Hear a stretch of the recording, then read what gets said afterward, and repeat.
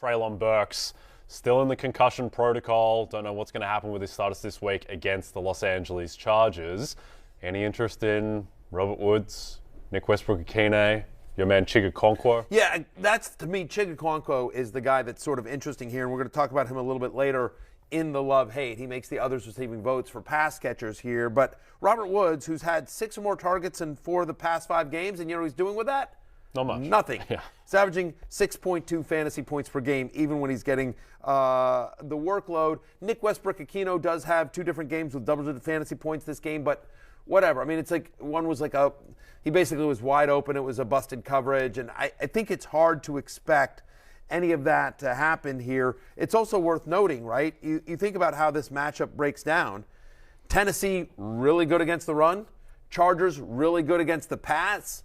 So my feeling is that it's a lot of Derrick Henry on the Tennessee side of the ball, and on the Chargers side of the ball, I think it's a Keenan Allen, Mike Williams, Justin Herbert game. Yeah, I will say the one thing is that Nick Westbrook-Akine, he did have 8 targets and a touchdown against the Jags, so he might be a guy who has a bit more upside than Robert Woods, but ideally, you're not starting either of these guys in the I mean, here's the thing. I think you're right. And by the way, could Nick Westbrook-Akine have a good game?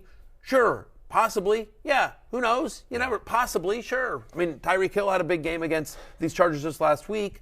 I think there's a bit of a difference in talent between those 2 players. A small difference. But to answer your question, sure. Could he? Yes. Am I willing to start him in a fantasy playoffs? I am not. No, I think that's the right call. That's the case. Like, listen, guys, it's the playoffs. It's fantasy playoffs. Don't get cute. Don't get cute. I mean, you may be in a situation, an injury situation, where you have to get a little cute. That's too cute for me. Yep, agreed. All right, let's talk about the Raiders. They designate You know who else is cute? Who's cute? Lizzo. You know who else is cute? Darren Waller? You. Okay. What about Hunter Renfrow? No. Darren Waller. Darren Waller's designated cute. to return. Darren Waller is from cute. Hunter injured Renfrow reserve. is not. This one's a tough one. About what do you do with Darren Waller? Yeah, I think that you have to start him if he's going to be playing, just because of the dearth of talent. Yeah, I mean, I think you don't even feel good about starting George Kittle tonight, so surely you got to feel pretty good about Darren Waller. Waller. The Raiders' offense has looked bad. They've been very run-heavy as well. They just haven't thrown. I will tell you that, just a little bit of a heads up here, Derek Carr makes the hate list. Yeah. So we'll talk about him coming up here in a little bit as well. And Darren Waller, as great as he is, hadn't been good this year, right? I mean, so far this season is averaging 7.9 fantasy points per game. That'd be tight end 18 on the season on a points per game basis. He's played 4 full games. He's had under 50 yards receiving in 3 of them. The Patriots are a pretty good defense. It's his first game back. But, there's a reason why, as great as he is, as great as his talent is, he's outside my top 10 this week. All that said, to your point, it's such a crapshoot. It's such a dart throw at the tight end position once you get past sort of the obvious good players. So if you don't have a Kelsey, an Andrews, a Hawkinson, a Dalton Schultz, somebody that you feel really good about, if you don't have one of those kind of elite guys, and you're in the I'm hoping for a touchdown kind of area, he's at the top of that list of hoping for a touchdown just because based on his talent. And the hope here is that New England always likes to take away whatever you do the best. So my expectation here is Bill Belichick against his former offensive coordinator, Josh McDaniels, probably tries to stop the run. Yep. All right, stop Devontae Adams. Either way, Darren Waller should be open. Yep. Let's talk about Eno Benjamin, who the Saints claimed off waivers. Not sure there's much to break down here outside he just goes into the Mark Ingram role. Ingram was injured, and now it's Eno Benjamin backing up Alvin Kamara. Yeah, I mean, listen, he's played 5 different games for different teams where he's gotten double-digit touches this year. He's averaging 65 yards from scrimmage. It's a weird one, right, with Eno Benjamin? Like, just released from the Cardinals out of the blue. Yeah, why is he not on the Cardinals? Signs him. Yeah. Houston signs him, and then they're like, yeah, we're good. Something weird's going on with Eno Benjamin, but for whatever it is, he's now a member of the New Orleans Saints. I agree with you. This is much more about depth and because of the injury to Mark Ingram than it is about a threat to Alvin Kamara's workload. Worth noting that Alvin Kamara's workload hasn't been what it used to be because of Mark Ingram. Feels weird to think that Eno Benjamin's going to suddenly cut into that in a significant way. He's only been there for, a handful of days. So especially think about, like, with the Texans, he was actually a healthy scratch for 2 of the games he played with Houston. So I don't know. It's worth noting just because he's a semi-name and because of the Mark Ingram injury, but I'm not bothering picking him up unless I had Alvin Kamara, and I'm definitely not starting him. Yep. Okay, let's talk about Mason Rudolph, who split reps with Mitch Trubisky in practice on Wednesday, and Kenny Pickett, who's obviously dealing with the concussion. Don't really know who of these three guys is going to be starting on Sunday in a pretty tough matchup against the Carolina Panthers, whose secondary has gotten significantly better with J.C. Horn playing at a Pro Bowl level. I don't really know there's much to do with this. Over the last month, the Carolina Panthers are a top 5 scoring defense. They're really good. They've played really well. I mean, Steve Wilkes won't get Coach of the Year consideration. He should be but top he 5. should. Yeah, he should but be he top should. 5. Yep. What he's done to help turn around Carolina has been really impressive, and especially on the defensive side of the ball, where they are top 10 across the board in terms of fewest rushing yards allowed, fewest passing yards allowed, fewest points scored allowed on them over the last month. They played really good defense here, and so whether it's Mitch Trubisky, whether it's Mason Rudolph, whether it's some sort of committee, if you will, you don't feel good, honestly, about any player on the Steelers. I think you're still starting Najee Harris because he's the starting running back. He should get a heavy workload, even though it's a tough matchup here. If Freiermuth plays, he showed up on the report. He's a little banged up. I think you're playing him, but you don't feel good about this passing game at all, especially given that it may not be the same guy throughout the game. Like if they go with Trubisky and he's struggling and they bring in Mason Rudolph has had, I think, 10 career starts. Nothing about those 10 career starts gives you any confidence at all about himself or any of the players around him. Deontay Johnson, back when Deontay Johnson was good, Deontay Johnson and Mason Rudolph starts averaging 10.7 fantasy points per game. Yep. So like what he is now. I mean, All right, let's stop talking about Mason Rudolph. Let's start talking about some running backs. Yeah, running back buddy. Love-hate.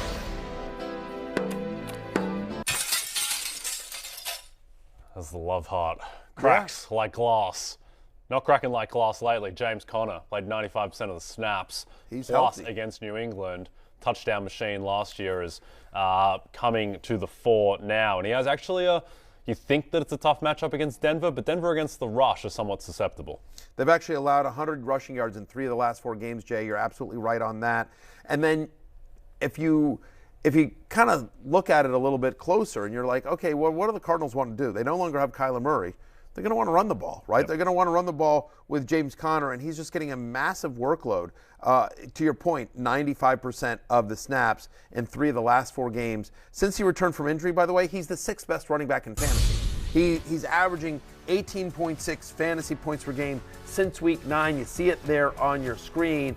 The other piece that I think is really interesting, look at your screen there. Starting in week 9, the receptions per game, 5, 3, 2, 3, 6. Like, he's involved in the passing game. To me, the 6 against the Patriots is the really interesting part because of Colt McCoy.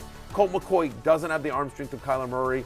He's not nearly as mobile as Kyler Murray. Given the struggles of the Cardinals' offensive line, Colt McCoy isn't going to be able to scramble around the way that Kyler Murray can to extend plays. And so what's he going to have to do? He's got to get rid of the ball quickly. Conner, who's a nice pass-catching running back, I think gets more involved in the passing game than he has been this year. Again, you saw the 6 receptions last week against the Patriots when Colt McCoy was just under siege. I think he's a RB1 this week. I think no question. Yep, Cardinals are 2.5-point dogs in that game, so you expect it will be close enough where game script can give him plenty of carries. Let's talk about Miles Sanders. Sure. One of our favorites. Just keeps on producing, and now he has a very favorable matchup. It's a 9.5-point favorite in Chicago, where it will be freezing, but not too many weather elements beyond the freezing cold, and Miles Sanders in a good position to produce again. A great position. Okay, every single game this year, literally every single game this year that the Bears have played. Do you know what they've done? Well, given up a lot of rushing yards. And at least 1 rushing touchdown. There you go. They've given up at least 1 rushing touchdown in every single game they've played this year. And so, to your point, there have been 9 games. You mentioned the line, right? The Philly by 9. There have been 9 games this year in which the Eagles have won by a touchdown or more. Okay, 9 separate games in which the Eagles have won by 7 or more points. And in those 9 games, again, the Eagles are a 9-point favorite. In those 9 games, Miles Sanders has 10 touchdowns in those 9 games.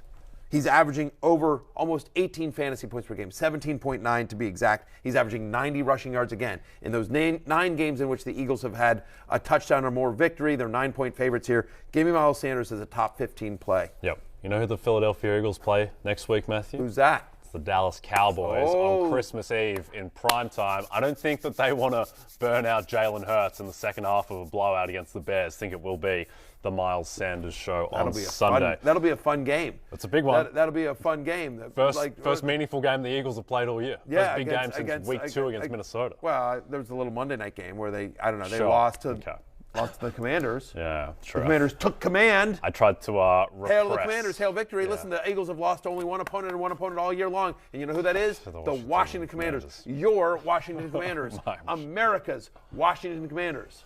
Big game for the Washington Commanders as well. Very big. This week against the New York Giants. We'll talk about it's a must-win. It's on Sunday Night Football right here on NBC and Peacock. I'm a company man. Blockbuster. All right. It's going to be a big game for Miles Sanders. Also going to be a big game, we think, for Isaiah Pacheco, who gets the most favorable matchup in sports, the rushing defense of the Houston Texans. No team in the NFL has allowed more rushing touchdowns to opposing running backs than the Houston Texans. They give up like the most fantasy points. Pick a stat about the Texans, and it's bad. Like, literally pick a stat, any stat. How about this one?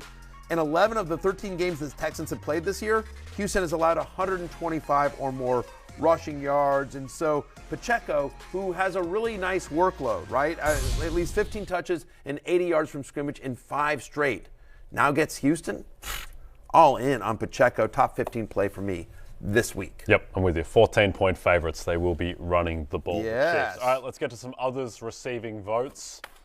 Headlined by the resurgent J.K. Dobbins.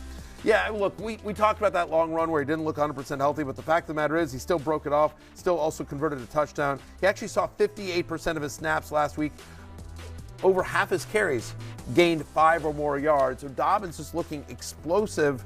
Again, he ran out of gas on the long run, but as the game went on, he looked closer and closer to the J.K. Dobbins we remember. It was his first game back. You love this matchup with the Cleveland Browns, who've allowed 14 rushing touchdowns to opposing running backs. That's tied for the second most. Some of the other names you see there, Brian Robinson, who's, we've talked about his workload quite a bit. Giants have allowed 160 rushing yards in 4 straight. Robinson gets a ton of work. And how about Chuba Hubbard, who now has back-to-back games with 17 touches, at least 65 yards from scrimmage in 3 of the 5 games since McCaffrey went away. We've talked about this. They want to run the ball. 45 or more rushing attempts in 3 of the last 4 for the Carolina Panthers. There's enough work for both Deontay Foreman and Chuba Hubbard to be flex viable this week against the Steelers. Yep. Good for you including Chuba Hubbard on that list, even after he screwed you in that Survivor. He's so screwed. It wasn't, he didn't screw me so much as it was, the one that really killed was was Kyler going down. Yeah. Hopkins having a bad game, playing against a guy with Evan Ingram,